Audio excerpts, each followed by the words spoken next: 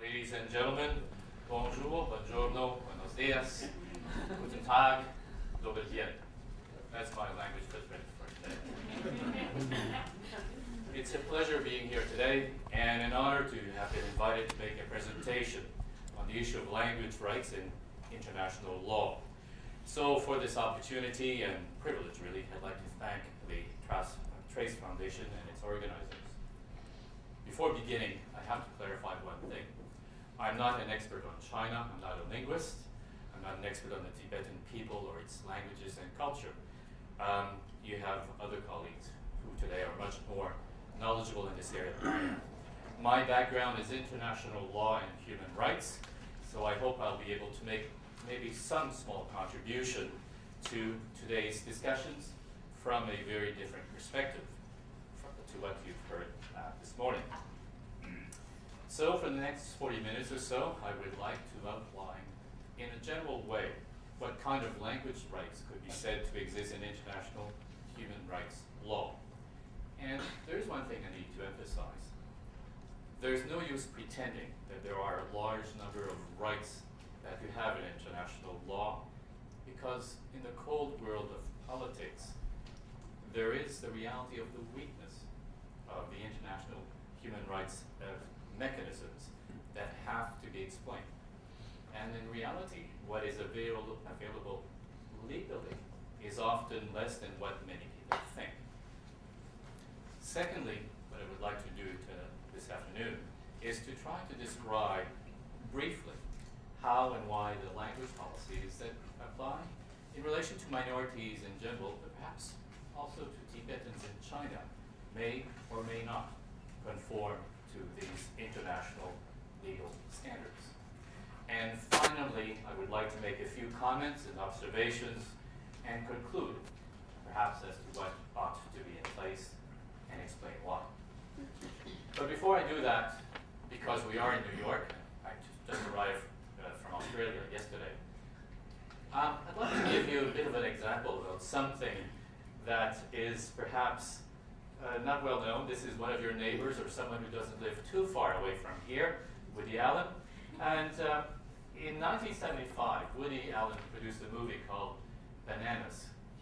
And in that movie, one of his characters is in the middle of a revolution in the fictional country of San Marcos. The rebel leader eventually becomes a new presidente, but he is blinded by power. And among the very unpopular decisions that he makes is that he adopts a policy that makes Swahili the official language of this Latin American country of San Marcos. Now, what's the connection between that movie, Bananas, and language rights in international law? Well, because in San Marcos, so very few people actually spoke Swahili, people resented the decision of El Presidente. By the way, that led to El Presidente being deposed and the character of Woody Allen becoming the new dictator. But the decision of using this or making Swahili an official language was one of the decisions that actually led people to feel excluded, discriminated, disadvantaged. It was a completely inappropriate language policy, of course, for the country of San Marcos. So this is an example which, in a way, perhaps surprisingly, happens in the real world, where you have official language policies which are inappropriate in the context of a particular country, and perhaps, as I will be showing later, even in breach of what could be described as language rights in international law. So we'll come back to this story in a few moments. So with this story in mind, let me tell you about human rights. I'll start by pointing out that we have come a long way in the last, 20 years or so. We've come a long way in the acceptance that language diversity is something to be embraced and indeed protected, rather than feared and dealt with as a kind of obstacle. Since 2000, the year 2000, it's not that long ago, we have celebrated the 21st of February as International Mother Language Day. And this is a day where the international community has accepted that we should promote linguistic and cultural diversity and multilingualism. But there's also another story behind the 21st of February that not many people know about. And I think it would be worthwhile to tell the rest of the story for a few minutes. The 21st of February exists as the International Mother Language Day because of a situation that occurred in Woody Allen's movie. What do I mean? Well, in 1951-52, the government of Pakistan declared that Urdu, and only Urdu, would become the national, or should become, the national and official language of Pakistan. And at the time, I should have had a map here, Pakistan was divided between East and West. East would become what we know today as Bangladesh. But in 1951-1952, the government, national government of that period, announced that really we should have one official language, one exclusive language, the Urdu language. There was a problem, or at least one very serious problem. Almost half of the population of Pakistan, more than half of the population of Pakistan, did not speak Urdu. They were not fluent in Urdu. And in East Pakistan, you had about 98% of the population that were actually fluent in Bengali, approximately. So in East Pakistan, where you had almost half the population, these people were not fluent in the language that might become the only exclusive language of government, Urdu. For them, for a very large proportion, in fact almost half the population of the whole country, for them, this official language policy would exclude them, probably exclude them, from many categories of government jobs, employment, university positions, the police, the army, education at higher levels. It was this attempt to make Urdu the exclusive official language for East and West Pakistan that produced the first riots in the capital, or what would become the capital of Bangladesh, Dhaka. And on the 21st of February, 1952, the army shot at and killed 12 students who were protesting against the language policies. This is the event that galvanized the spirit and resistance of the Bengali people and led to what is a monument, the Shahid Minar, the Martyrs Monument, but also known as the Language Monument, where the students were killed. This was the beginning of the independence movement, in fact, for East Pakistan, that eventually led to the creation of what we know today as the independent country of Bangladesh. That's the story of the 21st of February. We have a situation, or a date, where we commemorate the creation of a new independent state, the Bangladesh, the country of the people who speak Bengali. And it is not an accident, the 21st of February, International Mother Language Day, with these events. On a more positive note, 2008, this year, is also a good year for languages, at least symbolically. As many of you know, 2008 is the International Year of Languages, and it is also the European Year for Intercultural Dialogue. In Europe, there have been many developments, in fact, in recent years, linked to language rights and the protection of languages, which I'll just mention a little bit more.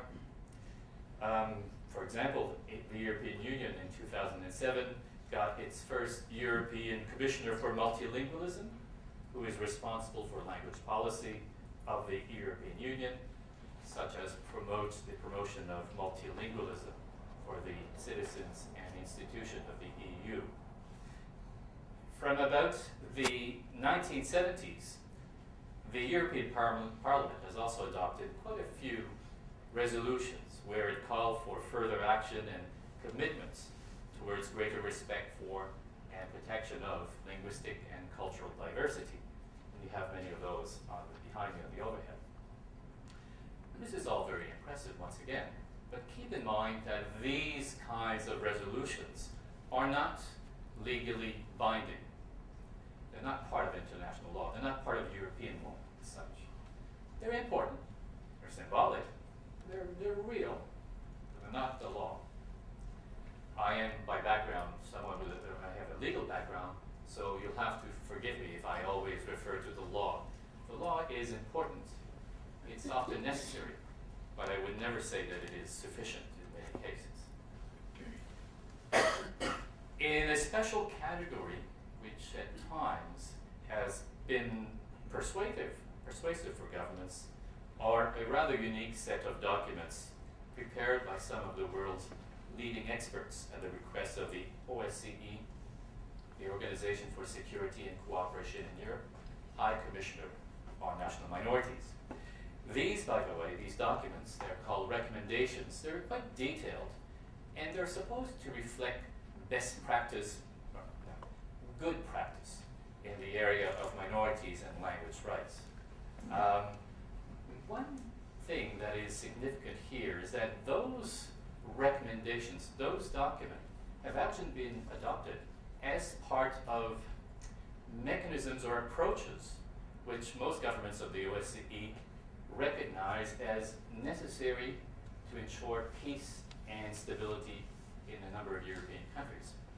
In other words, those recommendations are supposed to be there to help governments avoid conflicts and problems with their minorities. How to ensure peace where you have large national minorities, linguistic minorities, among others. And among those, some of those good practices are language rights for linguistic minorities. And language rights, which I'll try to explain a little bit further on, they all tend to agree. There's some basic approaches which, even though we have many different kind of documents present, they seem to speak, for want of a better word, the same language. They agree on the basic approaches to be used.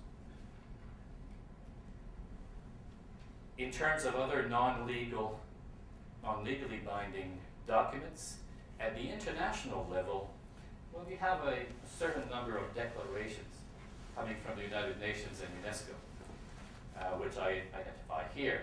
Among others, there's the UN Declaration on the Rights of Indigenous Peoples, and the UN Declaration on the Rights of National or Ethnic, Religious, or Linguistic Minorities. There are a few other declarations, but the thing to remember once again is that these, even though they seem very impressive, important, whatever you want, they're not part of international law. They don't create any rights from a legal point of view. They use the word rights, but these are UN declarations. They are important political documents. They are important moral and even symbolic, but they're not the law. And this is sometimes something that many people tend to forget. There are even private initiatives or civil society initiatives in relation to language rights that I should mention. Now, these are like private documents, really, but they still come from segments of civil society, and in some ways they might be useful in terms of identifying perhaps approaches that are practical. I think the first one may interest some of you, the Beijing Oslo recommendations on the protection of the rights of linguistic minorities. It's a very, very recent development. Hasn't even been published yet widely, but it will be available soon. All that I've shown to this point, none of what I've shown at this point provide for language rights in a legal sense.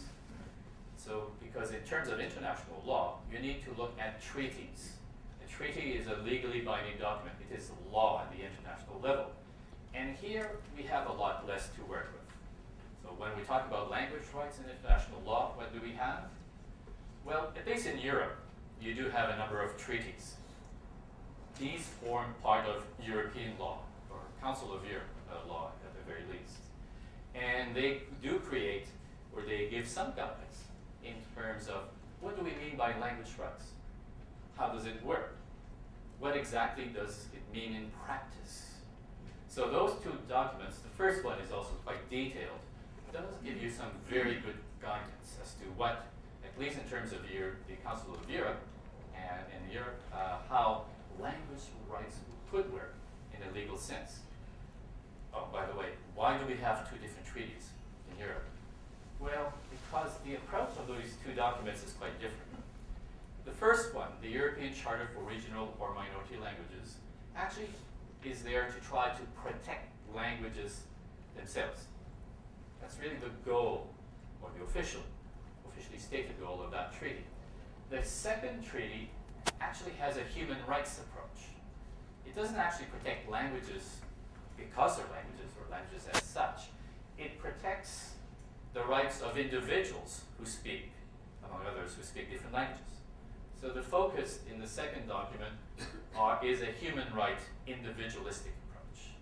And in theory, the first treaty in Europe is supposed to look at languages and what could we do to protect, legally speaking, protect and promote languages themselves.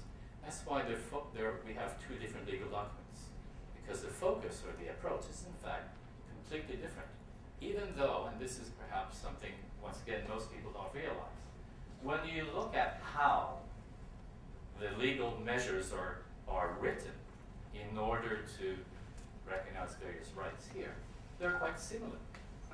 They actually don't guarantee that every language will be used by everyone, everywhere, all the time. They have a very different, very similar approach that I will describe later on as an approach of proportionality in relation to the use of a language by government. That's the European level. At the international level, what do we have? Well, we do have some things to work with, but it's not as clear or defined as in Europe.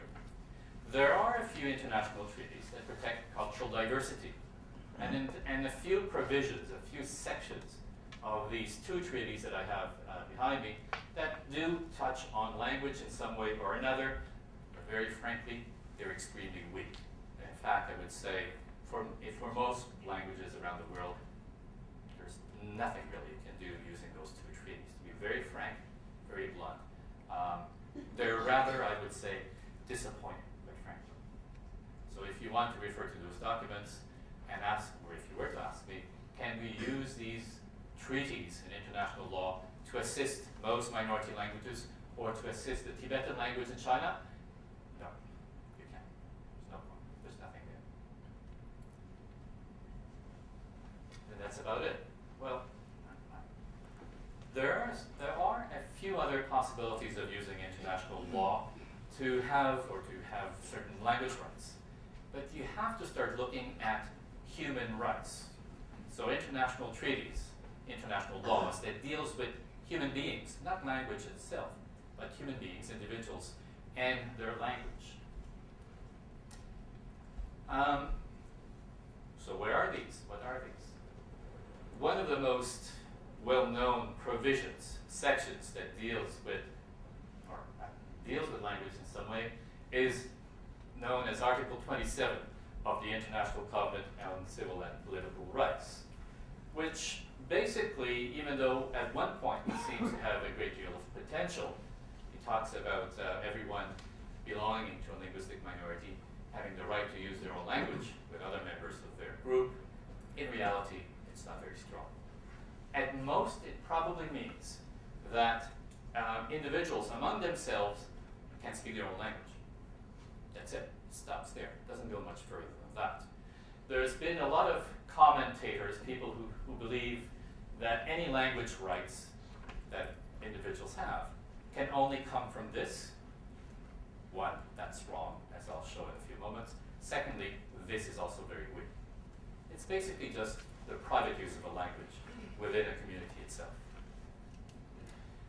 Do we have anything else? Yeah, we have a couple things we can work with. International Labour Organization Convention number 169 deals with indigenous and tribal peoples. And it talks about indigenous populations having the right to be taught in their mother language, or in some situations where it's practicable, have their mother tongue used as the language of instruction at some other degree.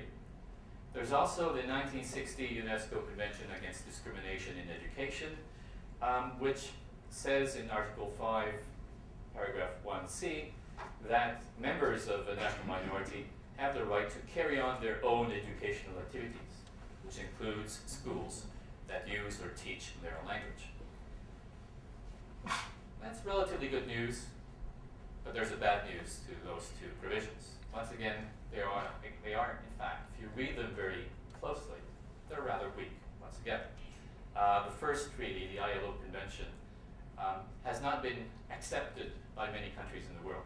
So it doesn't actually apply to many countries in the world. You have to remember that. And even the wording of the provision there has not been seen as demanding, very demanding of most countries. In any event, it does not apply to China.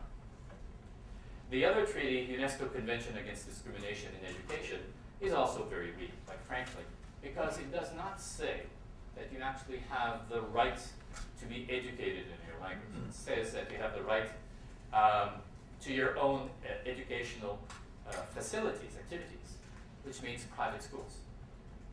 Having the right to a private school is good, but if you want a language to be protected, to be maintained, to be secure, you need the language to be used much more than just in the context of a private school. You need financial support.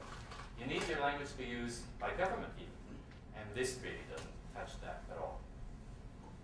So most of what I've just described is, from a legal point of view, more a mirage than concrete, quite frankly. It is on the weak side.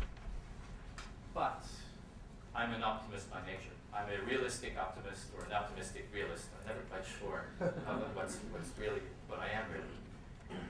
But there's been, in recent years in international law, some additional new developments, new cases, new understandings of basic human rights that have opened the door in a way which I can now tell you that there are, in fact, a number of language rights that are protected by fundamental human rights law, international human rights law.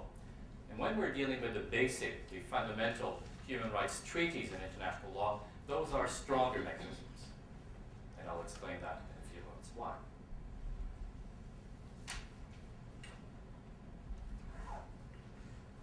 But before I do that, I want to say something about education. And I would like to highlight also the importance of the interaction between language rights and international human rights law. My first comment is to the effect that the choice of an official language is not affected by any way by international human rights law. And I want to make this point clear because there's always a bit of controversy on this area. Official language is a little bit like an official religion in international law. We don't touch that. The decision of having an official religion or not, or of having an official language or not, is left to the decision of national government.